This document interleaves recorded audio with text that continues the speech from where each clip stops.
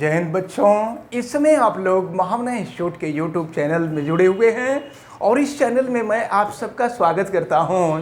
आज हम लोग क्लास 9th केमिस्ट्री हिंदी माध्यम एनसीईआरटी बुक के अध्याय 1 फर्स्ट चैप्टर हमारे आसपास के पदार्थ के अभ्यास प्रश्न का क्वेश्चन नंबर 7 हम देखने जा रहे हैं।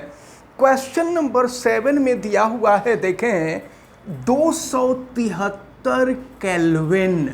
तो ज़रा देखिए कि 273 केल्विन को ज़रा डिग्री सेंटीग्रेड में बदल दिया जाए। तो केल्विन को डिग्री सेंटीग्रेड में बदलने के लिए 273 हम घटाते हैं। तो अगर केल्विन को डिग्री सेंटीग्रेड में हम बदलें तो 273 में से 273 घट जाएगा और ये हो जाएगा आपका 0 डिग्री सेंटीग्रेड। यानी 273 केल्विन जो होता है वो 0 डिग्री सेंटीग्रेड होता है। और आपको पता है कि 0 डिग्री सेंटीग्रेड ताप जो होता है वो जल का हिमांक होता है और बर्फ का गलनांक भी होता है। तो देखिए, आपसे कहा जा रहा है 273 केल्विन पर बर्फ को ठंडा करने पर तथा जल को इसी तापमान पर ठंडा करने पर शीतलता का प्रभाव अधिक क्यों होता है। माने प्रश्न में आपसे ये पूछा जा रहा है कि अगर बर्फ को ठंडा किया जाए या जल को ठंडा किया जाए तो जब बर्फ को ठंडा किया जाता है तो उसके कारण शीतलता यानी वातावरण ज़्यादा ठंडा हो जाता है। इसका कारण क्या है? तो एक बात मैं आपको बता दूं कि बर्फ की गुप्त ऊष्मा अधिक होती है और जल की गुप्त ऊष्मा कम होती है। तो जब बर्फ की गुप्त ऊष्मा कम होती है ना, तो जब बर्फ पिघलने लगता है तो वो पूरे वातावरण से ऊर्जा को सोख लेता है, ऊर्जा को खींच लेता है, जिसके कारण पूरे वातावरण का टेम्परेचर लो हो जाता है। और जब पूरे वातावरण का टेम्परेचर लो हो जाता है ना, तो हमें शीतलता महसूस होने लगती है, यानी हमें ठंडक महसूस होने लगती है। इसके बाद क्वेश्चन नंबर 7 के बाद क्वेश्चन नंबर 8 देख लीजिए। क्वेश्चन नंबर 8 में दिया हुआ है, उबलते हुए जल अथवा भाप में से जलने की तीव्रता किसमें अधिक महसूस होती है। यानी अगर भाप से जल जाए तो और उबलते हुए जल से जल जाए तो किससे ज़्यादा कष्ट हमें मिलता है। तो देखते हैं कभी कभी घर परिवार में औरतें रोटी बना रही होती हैं और रोटी बनाते बनाते रोटी फूलती है, उसी में फूट जाती है और उसमें से भाप निकलता है, भाप से हाथ वगैरह जल जाता है। तो जलने के बाद वो बहुत कष्टदायी होता है, बहुत दिन तक उसमें फोड़ा निकला रहता है और बहुत दिन के बाद धीरे धीरे जाकर के ठीक होता है। तो इसका कारण ये होता है कि भाप की जो गुप्त ऊष्मा होती है ना, भाप की गुप्त ऊष्मा जल की गुप्त ऊष्मा की तुलना में बहुत अधिक होती है। और गुप्त ऊष्मा भाप की अधिक होने की वजह से जब उससे भाप निकलता है तो भाप मांसपेशियों के ऊपर बहुत ज़बरदस्त प्रभाव डालता है। यही कारण है कि भाप से जलने पर उसकी तीव्रता बहुत अधिक होती है, जबकि जल से जलने पर उसकी तीव्रता, खौलते हुए जल से जलने पर उसकी तीव्रता कम होती है। अब हम लोग क्वेश्चन नंबर 9 को देखेंगे। क्वेश्चन नंबर 9 में दिया हुआ है, निम्नलिखित चित्र के लिए, ये चित्र आपके सामने प्रदर्शित किया गया है। निम्नलिखित चित्र के लिए A, B, C, D, E तथा F की अवस्था परिवर्तन को नामांकित कीजिए। यानी आपको बताना है कि A के जगह पे कौन सा अवस्था परिवर्तन हो रहा है, B के जगह पे कौन सा अवस्था परिवर्तन हो रहा है, C के जगह पे क्या हो रहा है, D के जगह पर, E के जगह पर और F के जगह पर कौन सा अवस्था परिवर्तन हो रहा है, ये आपको बताना है। यहाँ पर ऊष्मा में वृद्धि हो रही है और दाब में कमी हो रही है। यहाँ पर ऊष्मा में कमी और दाब में वृद्धि हो रही है। यहाँ ठोस है, यहाँ द्रव है, यहाँ गैस है।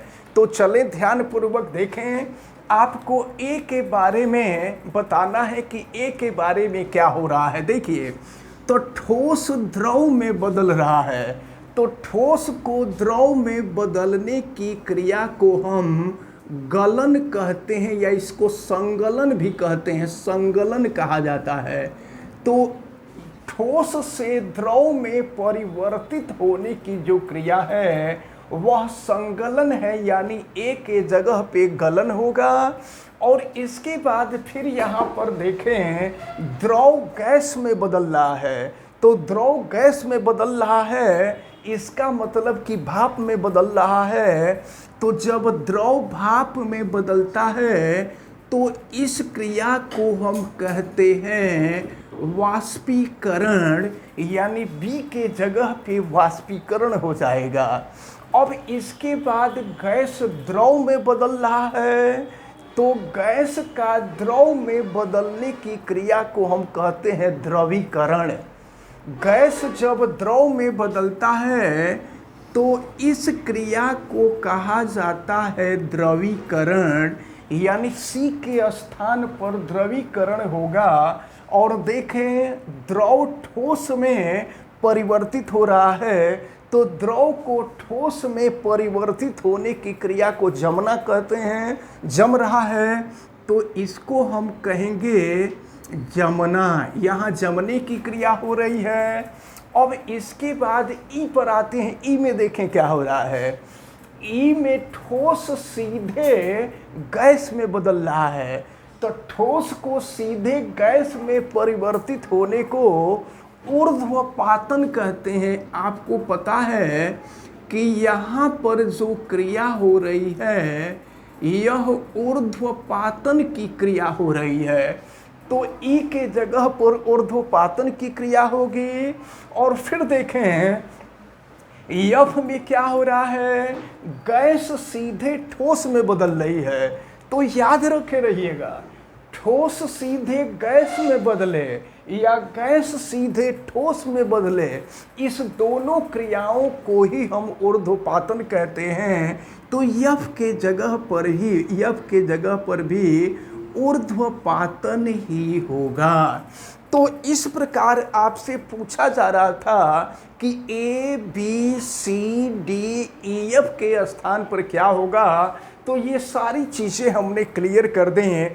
और इस प्रकार हमें उम्मीद है कि क्वेश्चन नंबर 7, क्वेश्चन नंबर 8 और क्वेश्चन नंबर 9, ये तीनों क्वेश्चन बहुत अच्छी तरह से समझ में आए होंगे।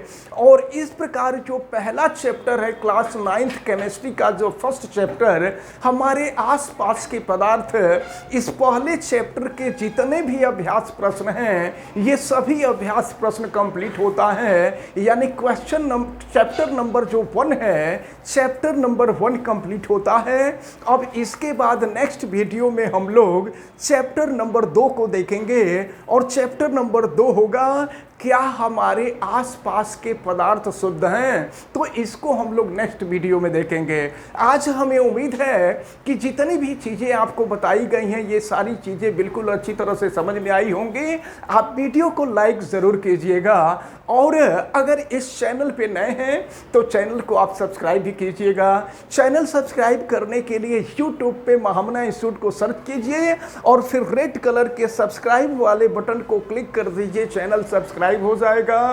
और आप वीडियो को मैक्सिमम स्टूडेंट तक शेयर करें ताकि इस इम्पॉर्टेंट टर्म को सब स्टूडेंट अच्छी तरह से समझ सकें। अगर किसी प्रकार की कोई दिक्कत समझ में आती है तो आप हमें कमेंट करके ज़रूर बतावें। आप बेल आइकन को भी प्रेस करें ताकि प्रतिदिन पढ़ने वाले वीडियो की सूचना आपको मिलती रहे। आप सभी लोगों का बहुत बहुत धन्यवाद। जय हिंद।